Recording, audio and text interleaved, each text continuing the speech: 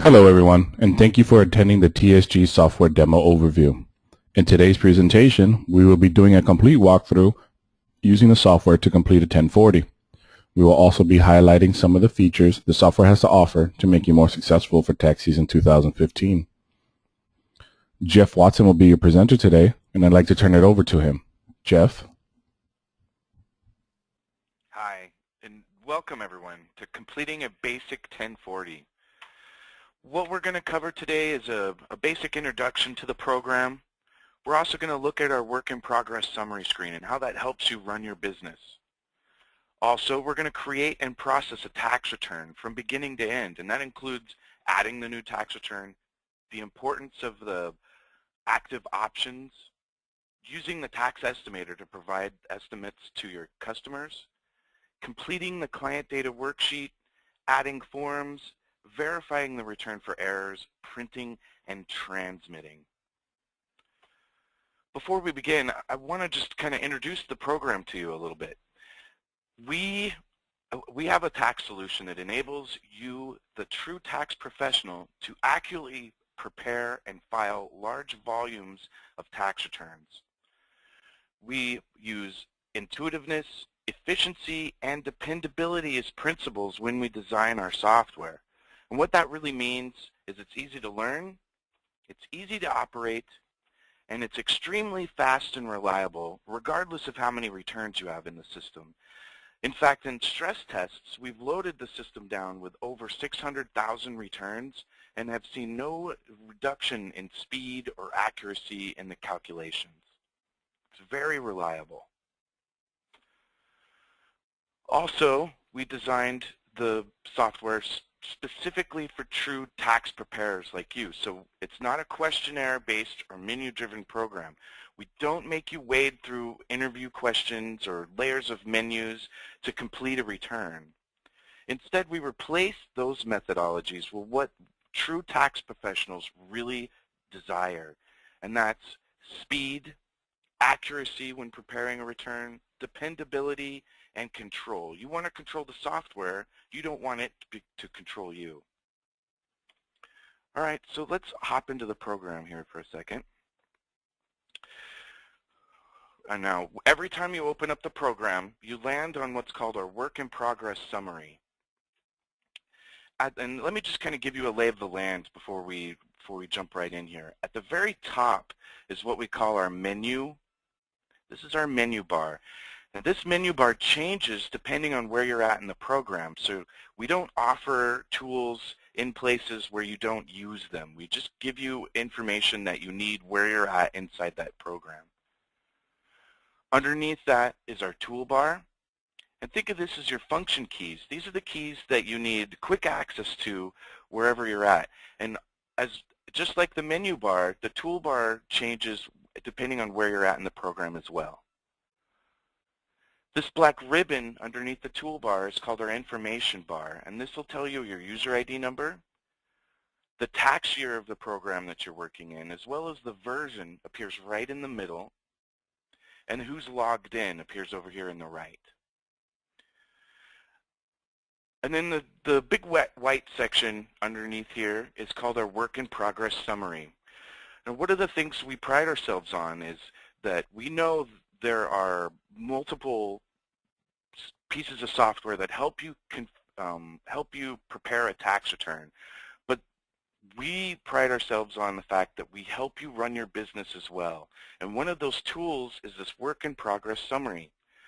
And right here, every time you transmit, every time you add a return to the system, the numbers on the work in progress summary will increase or decrease accordingly.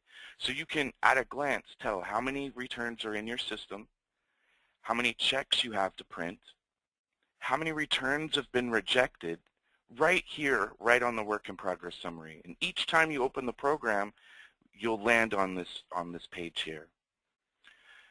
And we have this divided into 6 sections, and I'm going to cover these 4 top sections in detail. We know that everybody uses these 4 top sections. These bottom sections are more for administrative use, and I'll touch on those just a little bit. But starting up here on the left-hand top is the tax returns section. If you want to see all of the tax returns that are in your system, you could see I have 12 tax returns here. All you have to do is click on Select a Return, and it'll bring you to the return selection grid. Now, you notice again our toolbar has changed. We have some extra buttons here that we didn't have before. Also, we have a search criteria. So if we want to search for all of the returns that are in the system, we can simply leave the search criteria blank and click the Go button, and it'll list all of those returns. If we want to find a specific return, all we need to do is enter just a few of the starting maybe digits of the Social Security number and click Go, and it will bring just those returns up. So no need to even type the whole last name.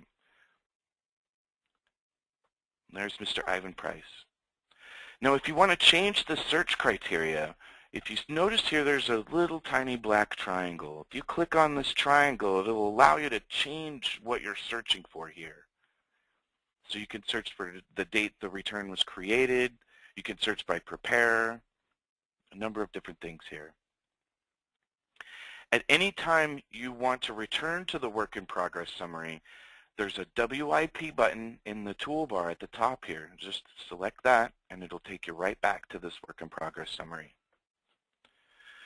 Underneath Select a Return is our status summary list. This breaks down the returns based on their status. If you think about how a return flows through to the IRS, it's kind of in a pipeline, and each section of this pipeline has its own status. So you get the source documents from your taxpayers, and then you fill out the tax return, you process it, you get it ready for submission, it's sent to the IRS, it's either rejected or accepted. Each of these are stages in that pipeline, and we break the returns down by those statuses. So if you'd like to see all the returns that have checks that are ready to print, just simply double-click on this, and it'll show you those returns with that status. This is very handy to get the preparers down to business. If you need them to review returns, maybe you have an office process where you have a veteran preparer that reviews returns for your new preparers before they're submitted to the IRS. You can create your own status and apply that to returns, and then your veteran preparers can simply double-click on these and get straight to work. Underneath Status Summary List is a Management Dashboard report. There are 7 different reports that you can run in this Management Dashboard tool. All you have to do is click Go. There's also a start and end if you would like to filter by date. But select Go here, and it'll present you information based on date, the office, and the preparer that prepared the tax returns. And each of these cells is selectable as well and will affect the information that's displayed below. So if you want to see these 9 tax returns prepared on this day, and you could see who prepared those returns down here, you can simply double-click on this cell and it'll present you those returns. That's our tax return section. Underneath this is our printing queue section. This section is where you can batch print tax returns if you want to print them all at the same time at the end of or the beginning of the day. You can print pro forma information or your acknowledgement letters that you received from your IRS or from the state. But the most important in this printing queue has to do with check printing. And you can see each time I transmit and download a check, it tells me right here. So one of the things that we like to say is at the end of the day, you don't want to see a number next to this checks. You want to make sure that you're printing all your checks. Simply click on Checks, Registers, and Activations to open up the window. And printing a check is as easy as selecting the check that you would like to print. There's a Select All button down at the bottom if you have multiple, and clicking the Print Checks button. We have a Check Register tab at the top. This is nothing more than a history report of what's happened each time you've printed a check. This is also where you're going to either reprint or void and reissue a check if that happens. And just to let you know, the difference between these two really comes down to, has the check left your office? If the check has been printed upside down or has been printed on blank paper, and that has not left your office, that's a simple reprint. And all you have to do is select the check in issue and click the reprint button, and that check is immediately available to print on the Checks to Print tab. If the check has left the office and the taxpayer has lost the check, that's something where the bank has to get involved. So you'll highlight the check and you'll click the void button, and then you'll contact your bank to ensure that that check has been voided and a new check has been issued and sent to you. Also, we have a check inventory at the very top of this window, and this is where you're going to enter at the beginning of the year your starting and ending check numbers for your check stock. That is our printing queue. Over here on the right, our transmit queue. Transmitting a tax return is a two-step process. Once you have completed the tax return, and we'll look at this a little bit later on, but once you've completed a tax return, you will queue it for transmission, which will put the return right here on our work in progress screen in the transmit queue. If we click on transmit here, you'll notice I have some information being transmitted to our central site, and here's our transmit button. Also, if you want to see returns that are being transmitted to the IRS, they'll be listed here on that filter button down below.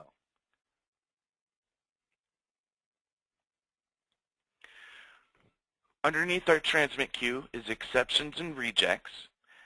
We know that when there's an issue with the return, it's very important to let you know that there's an issue with the return. We know that you don't get paid on rejected returns. We have to get these returns accepted by the IRS in order to get paid. So we put that information right here on the work in progress summary for you. You can tell here I have 2 returns that are rejected by the IRS. Also available is anything that's been rejected by the state or by our servers, and anything that's been imported into the system and that may have errors along with it. Now let's take a look at dealing with a rejected return, since we're here on the rejects queue. I notice I've transmitted and I have 2 returns that are rejected, so I can just simply click on Fed Rejects here, and it'll list those returns that are rejected for us. Now I'll open up the return by double-clicking on it, and right away it tells us why this return has been rejected. If we want, we can double-click on this, and it'll take us to that form and the field that has the issue, so we can quickly fix what's wrong with this and get it submitted to the IRS again. I notice at the very bottom in what we call our active options, in red, that follows you around. So you don't have to remember what this was if you get distracted once you get to this form. Now, when you get a rejected return, frequently we'll have to contact the taxpayer. Maybe this is a rejection where we need to look at their Social Security card again, and we need to get them to bring that down to us. We also know that it takes an awful lot of time to contact the taxpayers and try to get them to bring this information to you. It may take a couple of phone calls. It may even take hiring a specific person to contact rejected returns. So what we've done is we've integrated a text messaging feature into the program. So you can see here, at any time, as long as they've opted in to text messaging on the client data worksheet, you can send them a text message and get them to bring in whatever it is that you need to fix the issue on the return. This is great for those people who are students or who are at work, who maybe don't have, can't answer the phone right away, or can't write down a bunch of information that you're telling them to bring in.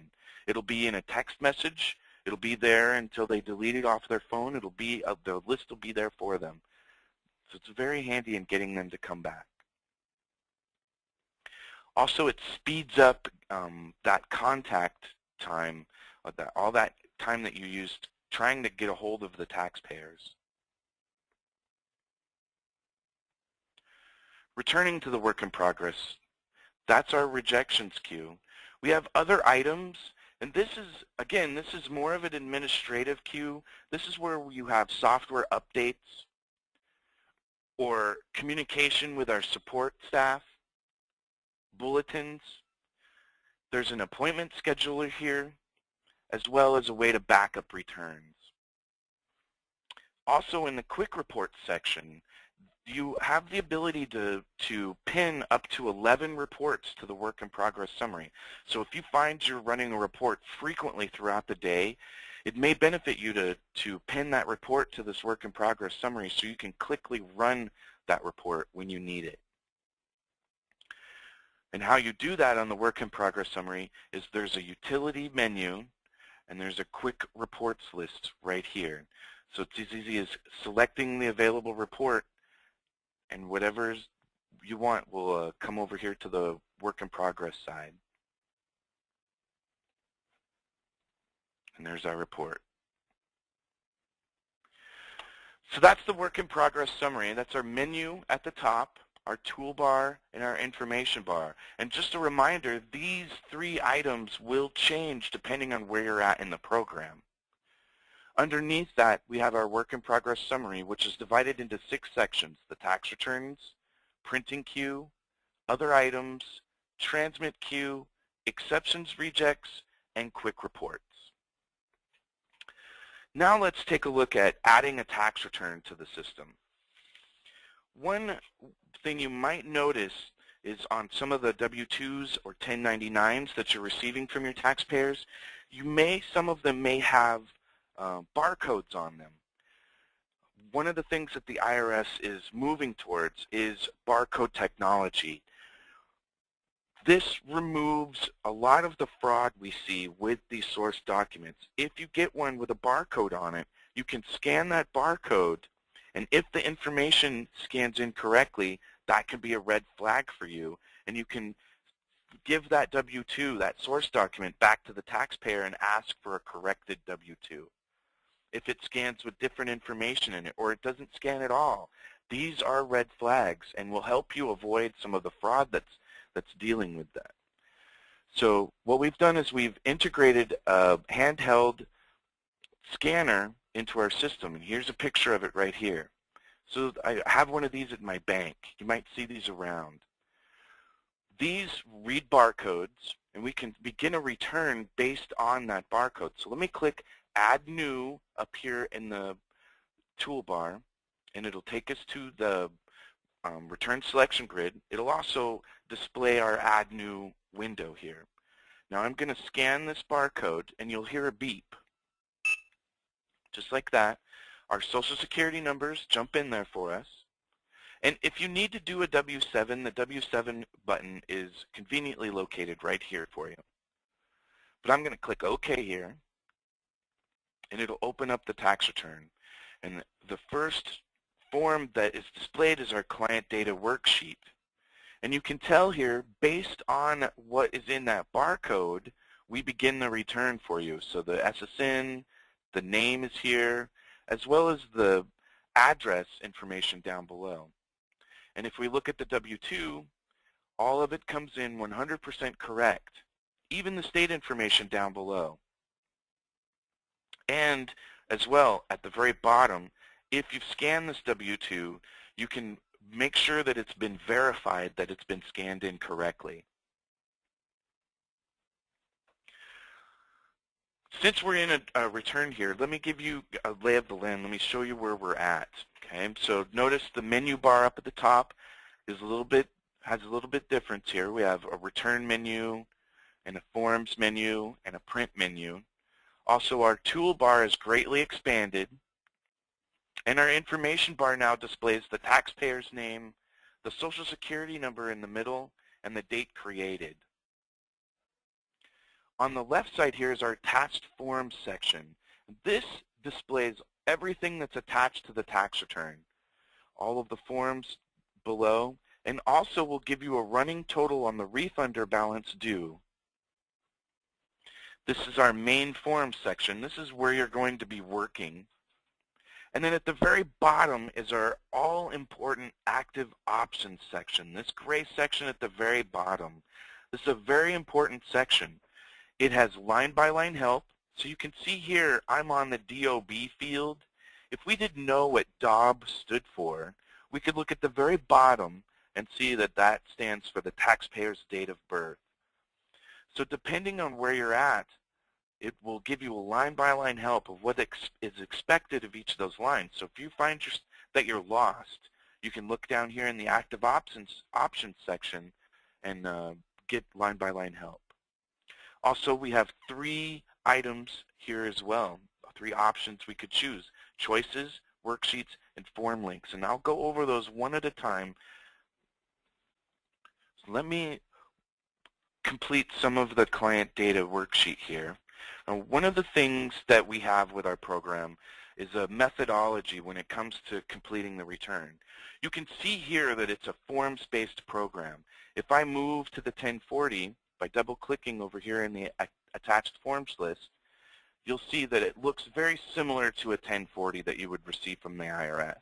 The W-2 looks very similar to what you would receive from the taxpayer. This is a forms-based program. We do not make you wade through any of those interview questions.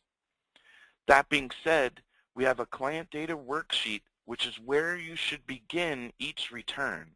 All the information that's entered here on the client data worksheet flows to the rest of the tax return, making it easier and faster filling the information out. If we look again at our 1040, we can see that our name and our address is jumped in at the very top here. So it's very important you start with the client data worksheet. Here we are on the occupations field. Now notice at the bottom our choices button has lit up. So now if we select this button or press F3 on our keyboard, we have a list of occupations to choose from. This is what we call a database field. And it works with the database menu over here at the very top. So notice we have an occupations database here. You can enter your own occupations. So if you have an extraordinary number of engineers or teachers that are nearby, you can enter their occupation. And when you come to fill out this field, you can either choose that from a list, or you can begin typing and it'll guess what you mean by what you type here.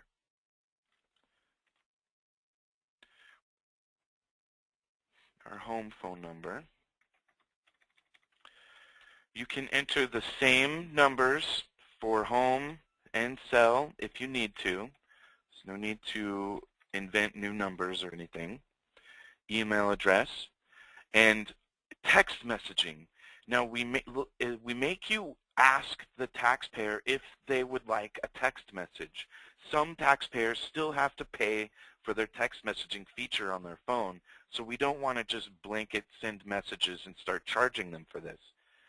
So we make you ask whether or not they would like a text message. Now that being said, I've never had anybody turn down a text message when their check comes in. Nobody's ever said they don't want to know when their check comes in. So hit the letter X. And on the cell phone carrier field, notice again choices is lit up. And this will help you choose those carrier and carrier domains. So just select the carrier and it'll enter the domain for you. Now this is very important. Just like an email address, if you get this wrong, then the text message is not going where it's supposed to. So we really help you. You don't have to remember what these are or anything. We really help you fill that out. Preferred contact, preferred language. If they would rather be emailed, you can have that. If they speak a certain language, you can have that listed here as well. Filing status. Again, this is an example of where I should remind you this is a forms-based software. It doesn't make you answer questions to figure out what the filing status is. If you look at the very bottom down here in our active options, you can see what is supposed to be entered here. So 1 for single, and if single is selected, the tab order has changed. So if I hit tab on my keyboard, it will skip the spouse information and go straight to our address. So we don't make you tab through this. If we had a situation where it's married filing joint, you would tab down into our spouse information section. I'm going to make this head of household. Here's our address. That's come in from the scanned W-2. Here's our military information and our bank account information. This information, this is where if the taxpayer wants their refund directly deposited into their bank account, this is where you're going to enter their bank account information. And this is also tied in with our databases. And this is also dynamic. So whatever you type here will automatically be entered in the bank RTN database.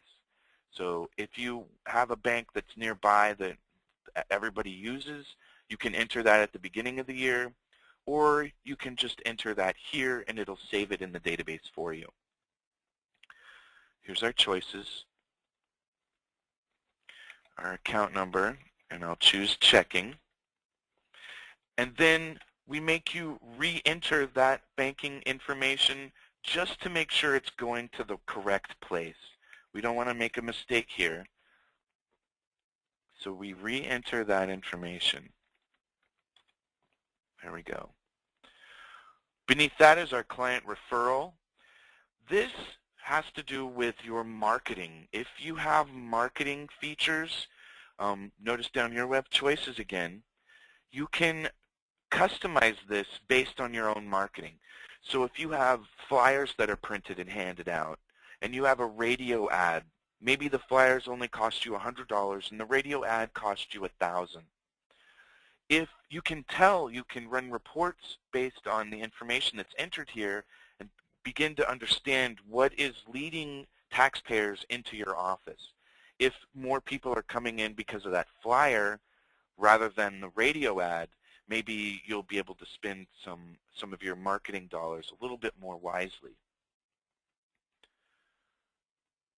I'm going to enter referral by Bob.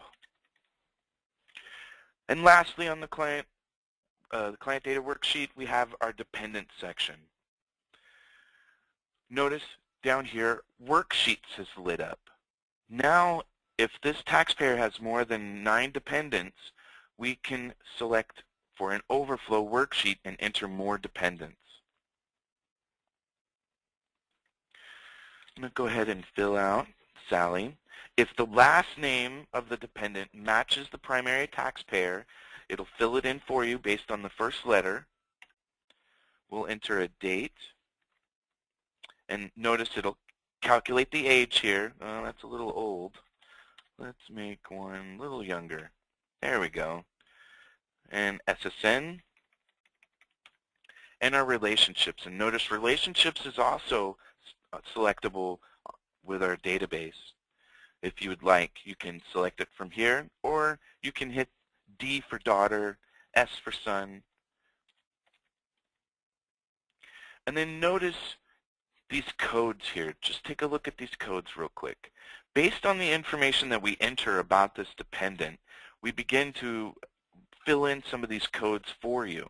So notice we have an MO field, and if we look at our bottom in our active options list, it's the number of months the dependent lived with the taxpayer. CN for Canada, MX for Mexico if they lived in those 2 countries. We're just going to enter 12, and when I move on from this field, notice these codes will fill out for us. And at any time, you can change this information.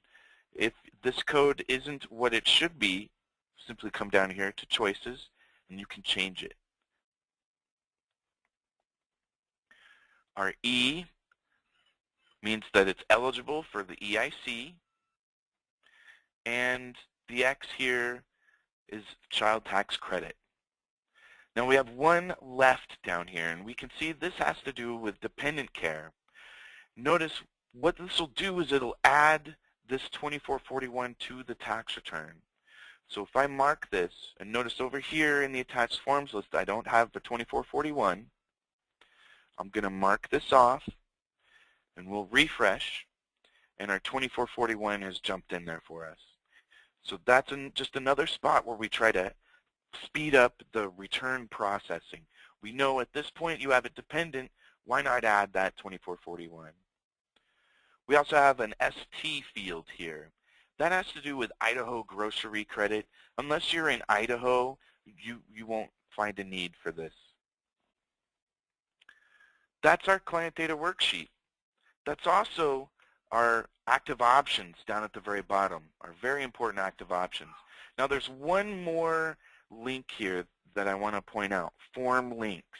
And I'm going to move to our 1040. I'm going to double click on it and just come down here to line 9A. I know if I'm going to be filling out ordinary dividends, I may have to fill out the 8814. Now notice our form links lights up down here. Now you can select this button, or you may simply double click on the field and it'll add that form and bring you to the field that needs the most attention. So it'll help you fill that out as well. There are a number of places in the return that have links that will link forms together in that manner. So it's very handy, especially for those people who like to use the 1040 and fill it out from top to bottom. Now notice our information has come in here from the work in progress summary screen. One thing I also want to point out is tax estimations. Now in order to do a tax estimate, what we need to do is come up to return, and it's the second option in this menu, tax estimator. And I wanted to point out also that the information entered here flows into the rest of the tax return.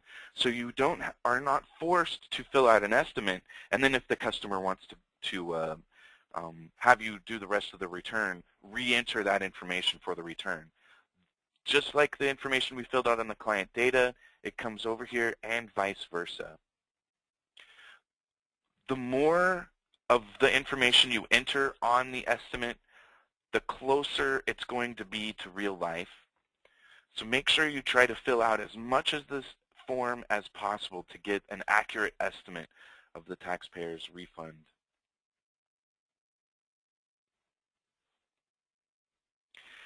Now we're at the point, since we've finished our client data worksheet, we're at the point where we're going to enter source information from the taxpayer. Now we've already entered one W-2 by scanning it. If we had multiple W-2s, in the attached forms list, we have scan barcode. So if you have more than one with a barcode, you can scan those here. Otherwise, if they have more without a barcode, we're going to have to add those manually. And that's done with the Add Form button up here in the top left hand. We'll click on that and it'll open up our All Forms and Schedules window. And notice it defaults to the W-2. This is the most commonly added form, so we get you there as fast as we possibly can. Now while we're in this window, let me show you around for a second. Notice at the very bottom we have a search field. Now we've sped this up too. You don't have to click in that field to search. You simply just start typing. So if I hit the letter C, it'll jump down to the Schedule C. If I hit the 8879, it goes to our 8879. It's a very fast and handy way of searching around for forms.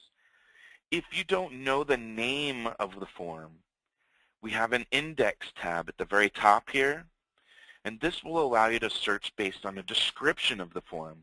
Therefore, you can enter something like child, and it'll jump down to our 2441. Education. It's a very nice way of finding that form that you're looking for. Also in Add Forms and Schedules is state information. So if you'd like to add a state, that's done through here. And our depreciation, which we'll look at here in just a minute. Okay, so let's add a W-2. I'm just going to double click on it. We'll add a new taxpayer occurrence. There's our W-2. Now, it starts us out on the employer identification number. And notice at the bottom again, we have a choices. This is another place where it's a dynamic database. So whatever you enter here for the W-2 will automatically be saved in the database and vice versa. So if we want to bring up that information, we can simply double click on it. We'll enter our wages. Now notice boxes 3, 4, 5, and 6 will automatically fill out based on the information you enter for wages. There's our federal tax withheld. And again, based on this information, it'll adjust our refund here over in the attached forms list. All right, now we've added our source documents. The next thing we want to do is add our secondary documents, and that's our Schedule Cs and our Schedule Es. And really quickly, I want to show you how to depreciate an asset using our system. So I've just added a Schedule C, and up here it says unnamed activity. And notice also over here in the attached forms list, there's our Schedule C unnamed activity. If you look at our depreciation tab, it also says unnamed activity. So how you tell if you have multiple Schedule Cs, how you tell them apart is based on the name that's right here in this line A. So I'll enter Biz1, and that'll change here as well. So you can tell if you have multiple Schedule Cs, you can tell them apart using different names. Also, we have a business code section here. And one of the things I found that makes this very easy is this field right here. If we enter just a little description, it'll start to guess what we mean by it. There's my landscaping. And then by hitting tab, it'll fill in our business code for us. Also, we have it available with choices down below, so you can search through our business codes using that as well. Okay, and I'm also going to add a Schedule E just really fast.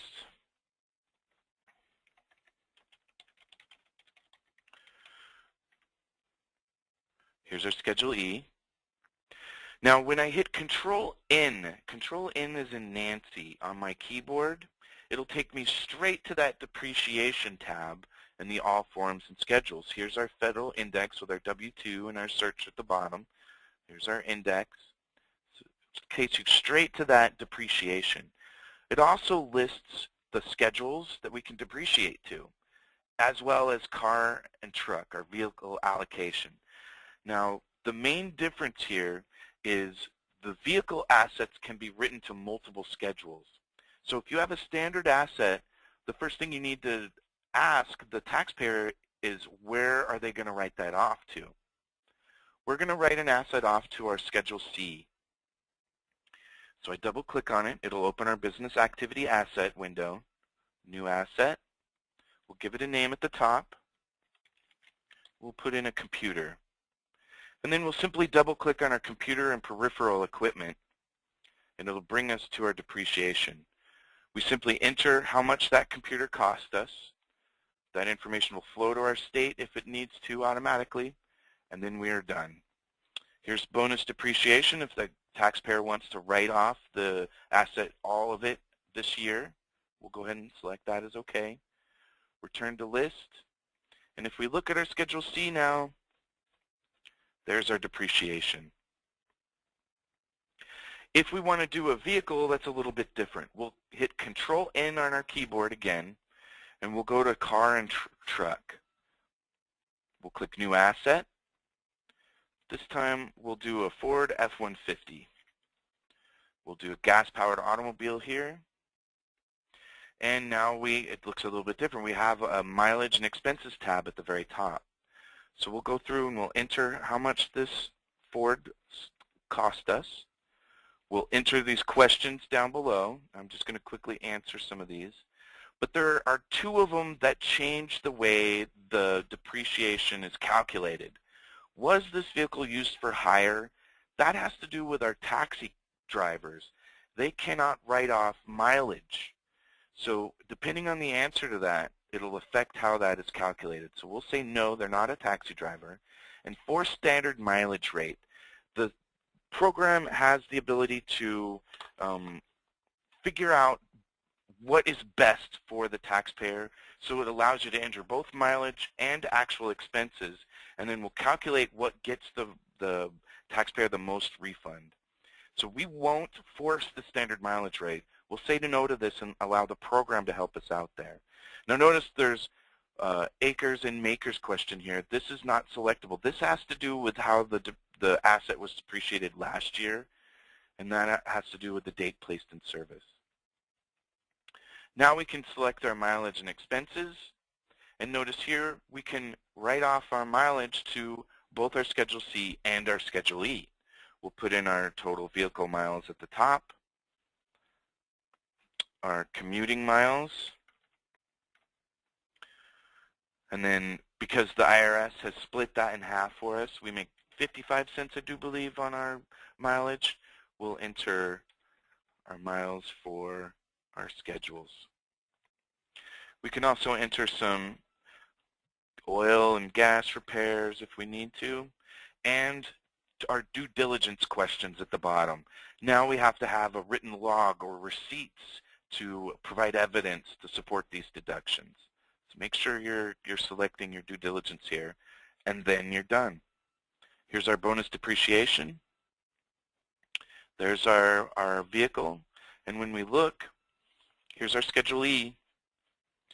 Here's our car expenses. And if we look at our Schedule E, here's our vehicle expenses as well.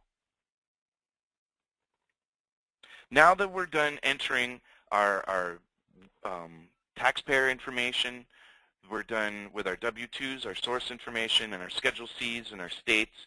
Now we're ready to verify the return to make sure that it's free of errors.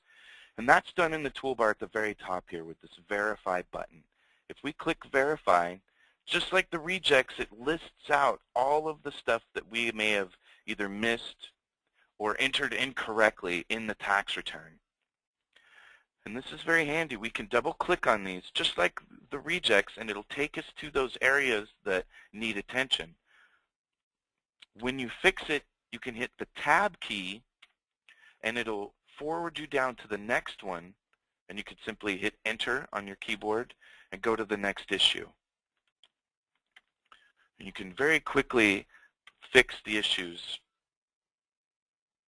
Now I'm going to close my return here, and we'll look at a return that passes verification. When we click Verify and all of the errors have been successfully removed, you'll get a successful message here. Now we're ready to print the return. Now we know that printing returns, printing period, is actually very expensive with the toner and the amount of paper that you have to get throughout the year. So we've integrated what we call a paperless office into our system.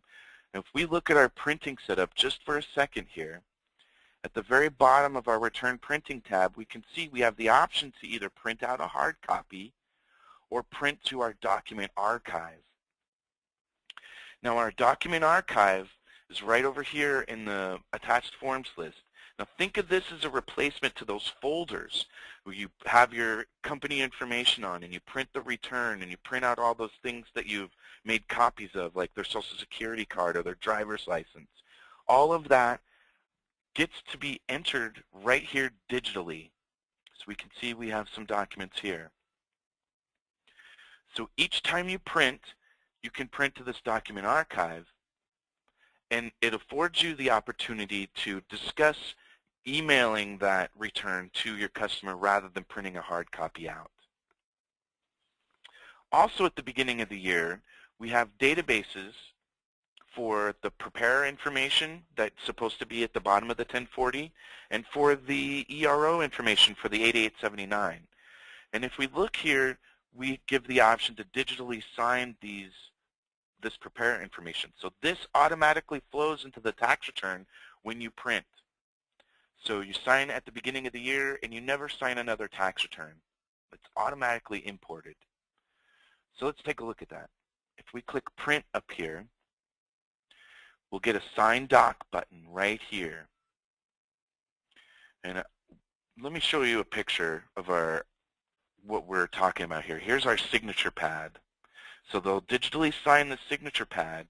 When you click the Sign Doc button, there's our signature, and I'm just going to give this a little scribble. If they don't like the signature, you can click Clear. Otherwise, click Accept. And what happens is the return is opened in a PDF format. So at this point, if your customer really wants the document printed out, you can print that from here. Otherwise, you can save a copy and email it to them and save yourself some money on toner. But if we look at this return, everywhere there's supposed to be a signature, there's going to be a signature. No more missing signatures, no more printing out the return and spending all that time finding all those places that the taxpayer needs to sign. Here's our prepare signature.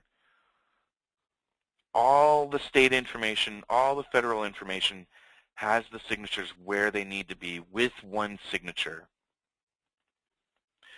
Not only that, but each time you print, it's saved in the document archive and it's time-stamped. Your bank documents are signed separately and they're time-stamped separately just to protect your relationship with your RAL bank.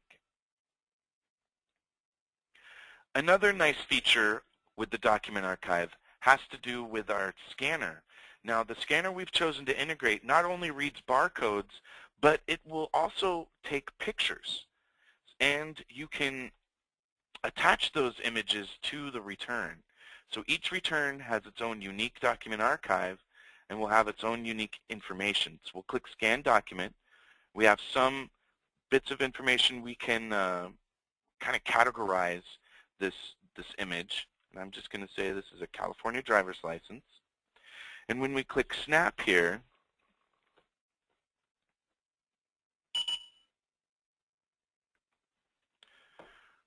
there it is. There's our driver's license. We'll click Save, and there's our identification right here.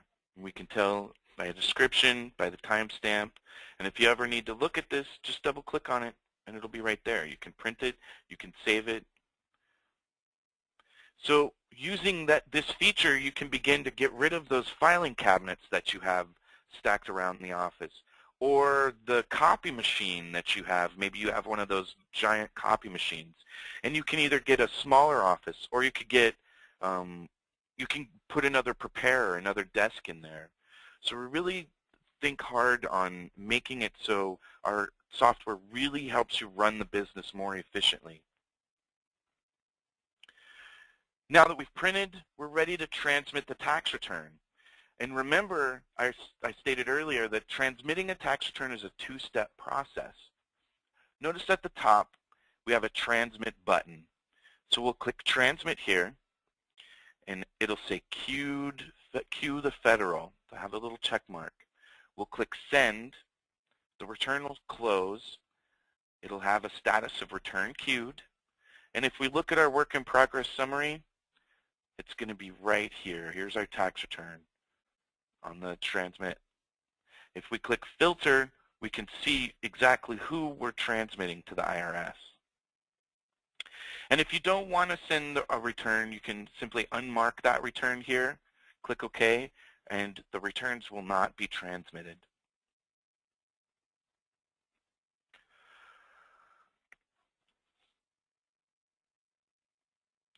That concludes our presentation here.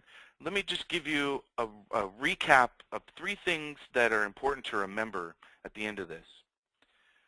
The design of the software has always used intuitiveness, efficiency, and dependability as principles. Again, it's fast, it's accurate, it's very dependable, and you control the program. It does not control you. It's a forms-based software, so you don't need to waste time waiting through interview questions or menus.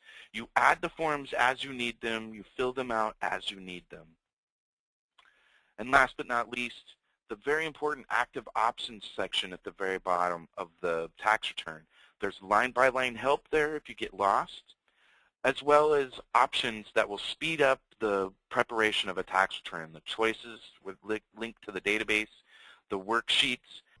Okay, Jeff, thank you for that presentation. This will now be concluding our presentation for the TSG software demo. If you need some more information, please contact your account executive. If you haven't been assigned one, give us a call at 844-TSG-PROS, and we'll be more than happy to assist you. Thank you again, everyone, for attending.